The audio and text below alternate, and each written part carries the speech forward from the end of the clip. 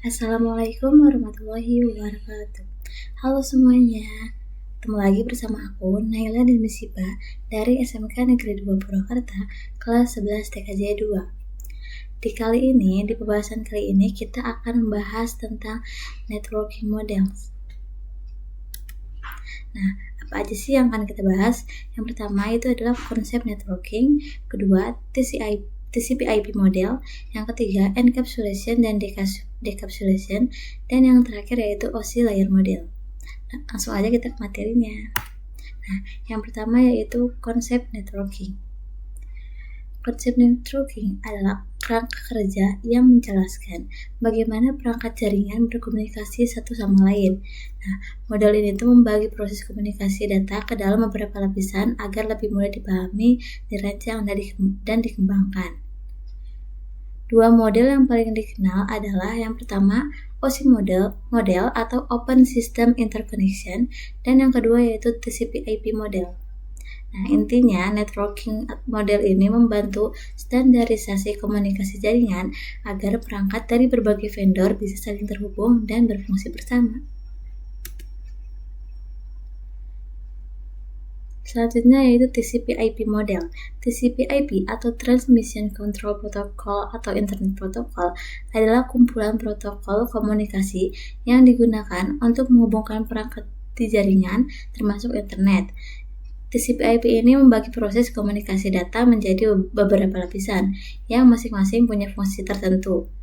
Lebih sederhana dan praktis digunakan di internet dan terdiri dari 4 lapisan. Yang pertama yaitu network access atau link, yang kedua internet, yang ketiga transport, dan yang keempat application. Secara dokumentasi, TCP/IP ini terbagi dengan 4 layer, sedangkan dalam real network, TCP/IP model lebih mudah untuk dibagi menjadi 5 layer. TCP/IP Application Layer. Application Layer dalam TCP/IP adalah lapisan paling atas yang berfungsi sebagai penghubung antara aplikasi dengan jaringan. Lapisan ini mengatur bagaimana aplikasi bisa mengakses jaringan dan bagaimana pesan dikirim atau diterima secara berkala. Contoh protokol atau layanan yang bekerja di application layer yaitu HTTP, misalnya buat akses web, terus ada POP3, SMTP, IMAP atau buat email, terus ada SSH buat akses jarak jauh ke server, dan ada FTP yaitu buat transfer file. Misalnya, saat kita buka situs web atau HTTP ini digunakan untuk mengirim request ke server, lalu server akan mengirimkan data balik ke browser kamu. Selanjutnya ada TCP/IP Transport Layer. Nah, transport layer ini berfungsi untuk menyajikan dan memberikan servis ke application layer atau transfer data. Nah, transport layer ini terdapat dua protokol yang sering digunakan yaitu TCP dan UDP.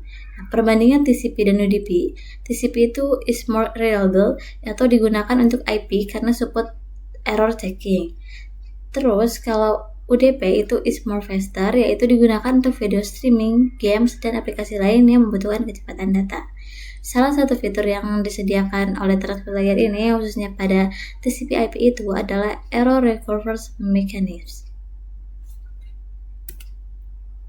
Selanjutnya ada TCP/IP network layer. Nah, network layer ini hanya terdapat satu contoh, yaitu IP.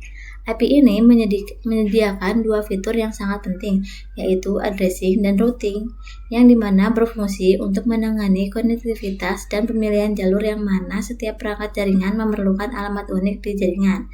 Nah, addressing ini merupakan IP address yang memberikan identitas unik pada setiap perangkat di jaringan komputer.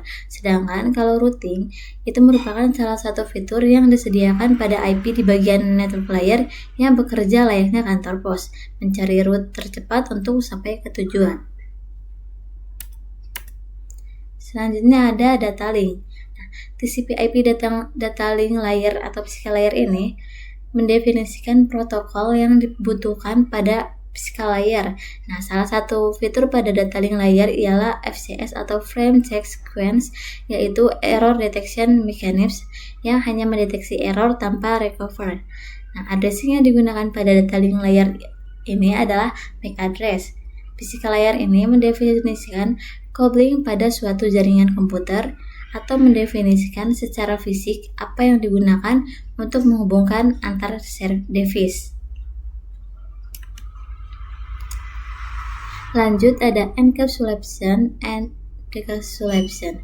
Encapsulation merupakan proses membungkus data dengan header pada data di setiap layernya. Nah, adapun decapsulation itu sebaliknya dari encapsulation. Nah, untuk ini tuh ada name of TCP IP message, terus ada application layer data, ada transport layer data atau type header segment, terus ada network layer data atau header atau IP paket, dan data link layer data atau header dan trailer frame. Selanjutnya di sini ada pembahasan tentang OSI layer model. Nah, OSI atau Open System Interconnection adalah sebuah kerangka kerja yang digunakan untuk memahami bagaimana data dikirimkan melalui jaringan komputer. Nah, OSI model ini memiliki beberapa lapisan. Memiliki 7 lapisan. Yang pertama itu ada physical layer atau lapisan fisik, yang itu berfungsi untuk bertanggung jawab mengirimkan sinyal listrik atau cahaya melalui jaringan fisik. Nah, terus yang kedua ada data link layer atau lapisan tautan data. Nah, ini itu bertanggung jawab untuk mengatur akses ke jaringan fisik dan mengirimkan frame data. Terus yang ketiga itu network layer atau lapisan jaringan yang bertanggung jawab untuk mengatur pengalamatan dan routing data melalui jaringan. Yang keempat yaitu transport layer atau lapisan transportasi, yaitu ini tuh bertanggung jawab untuk mengatur pengiriman data yang handal dan efisien melalui jaringan. Yang kelima ada session layer atau lapisan sesi yang bertanggung jawab untuk mengatur sesi komunikasi antara aplikasi. Dan yang keenam itu presentation layer atau lapisan presentasi. Nah, ini tuh bertanggung jawab untuk mengatur format data dan mengekspresi data jika diperlukan. Yang ketujuh atau terakhir itu ada application layer atau lapisan aplikasi. Ini tuh bertanggung jawab untuk menyediakan layanan dan antarmuka untuk aplikasi yang menggunakan jaringan. Nah, di sini juga ada fungsi OSI model. OSI model ini tuh berfungsi sebagai satu, yaitu kerangka kerja atau untuk memahami bagaimana data dikirimkan melalui jaringan komputer. Dua, itu untuk standar, untuk memastikan bahwa perangkat jaringan dari vendor yang berbeda dapat berkomunikasi dengan baik. Dan yang terakhir itu panduan, yaitu untuk merancang dan mengelola jaringan komputer yang efisien dan handal. Cukup sekian materi yang bisa saya sampaikan hari ini. Mohon maaf bila ada kesalahan. Wabillahi taufiq wal hidayah. Wassalamualaikum warahmatullahi wabarakatuh. Dadah.